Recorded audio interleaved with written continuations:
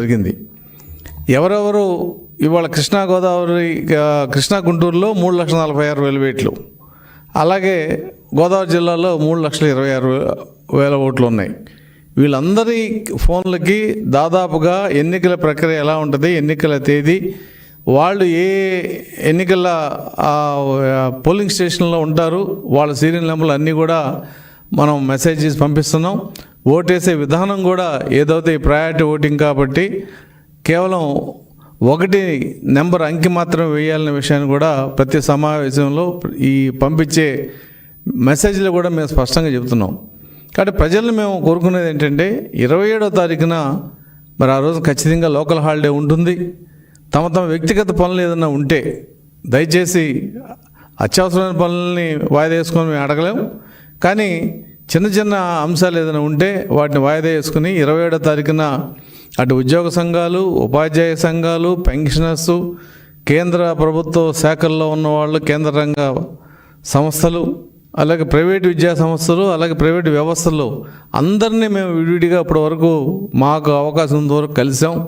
అందరూ కూడా కూటమి అభ్యర్థికి మద్దతు ఇస్తామని తెలిపారు, సంతోషం. కానీ ఈ మద్దతు ఓటుగా మారినప్పుడే, ఆ ఓటు సవ్యంగా వేసినప్పుడే ఈ విజయానికి అది నాంది అవుతుంది అనే విషయాన్ని ప్రజలకు మరొకసారి తెలియజేస్తూ, ఖచ్చితంగా రేపు 7వ తారీఖు నామినేషన్కి మరి ఆయనకి సన్నిహితులు ఉద్యోగ సంఘాలుగా కానీ, లేదంటే ఉపాధ్యాయ సంఘాలుగా కానీ, మిగతా అన్ని శాఖలకు సంబంధించిన వాళ్ళు, అలాగే ఈ కూటమి సంబంధించిన కార్యకర్తలు, నాయకులు అందరూ కూడా రేపు ఈ నామినేషన్ కార్యక్రమానికి వచ్చి దాన్ని విజయవంతం చేయాలి. అలాగే 27వ తారీఖున అందరూ కూడా ఏదైతే పోలింగ్ స్టేషన్ నెంబరు, అలాగే వాళ్ళ ఓటరు సంఖ్య కూడా మేము అందరికీ పంపించడం జరిగింది.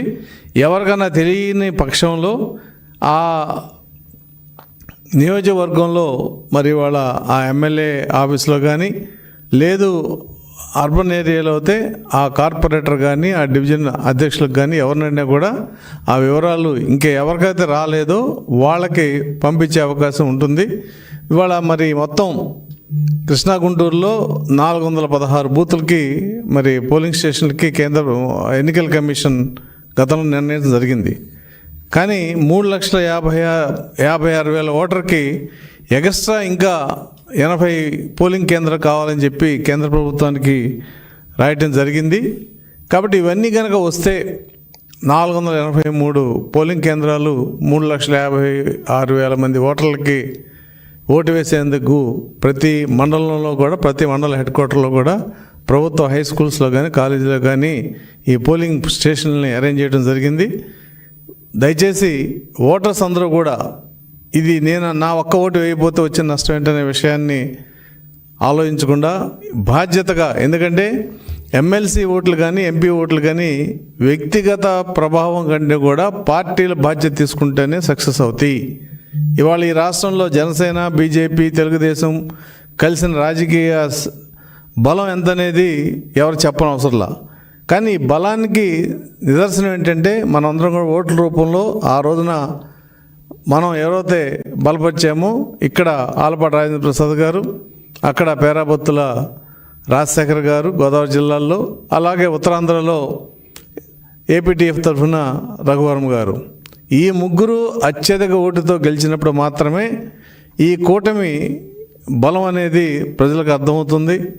దీన్ని ఇంకో రకంగా మనం నేనైపోతే ఇంట్లో అని చెప్పి ఎవరికాళ్ళకన్నా బద్దకిస్తే జరిగే నష్టం చాలా తీవ్రంగా ఉంటుందనే విషయాన్ని ప్రజలందరికీ తెలియజేస్తూ, మీకు ఓటర్గా ఎన్రోల్ అయ్యారో లేదా అనే విషయాన్ని, ఎన్రోల్ అయితే మీ పోలింగ్ స్టేషన్ వివరాలు మీకు రాకపోయిన పక్షంలో ఆ నియోజకవర్గ ఎమ్మెల్యే ఆఫీస్లో కానీ, అక్కడున్న మీ అర్బన్ ఏరియాలో అయితే మున్సిపల్ డివిజన్ హెడ్ కానీ, కార్పొరేటర్ గారు కానీ అడిగితే మీ వివరాలన్నీ స్పష్టంగా తెలుస్తాయి. దయచేసి ఓటును వేసే విషయంలో